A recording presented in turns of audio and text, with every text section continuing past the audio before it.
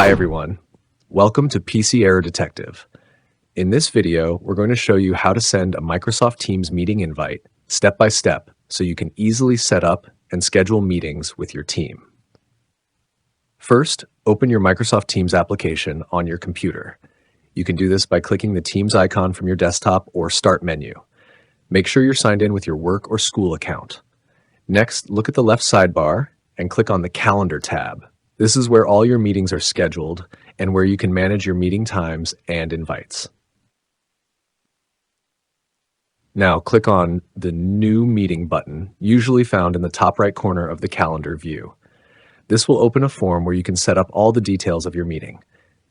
In the New Meeting window, start by adding participants. Type their names or email addresses into the Add Participants field.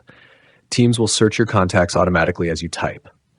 Then, fill in the other necessary meeting details. Add a meeting title, choose the date and time, and include a description if needed.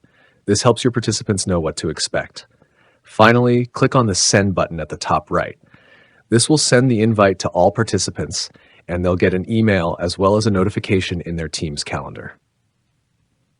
And that's it. Thanks for watching, and don't forget to subscribe to PC Error Detective for more helpful tutorials.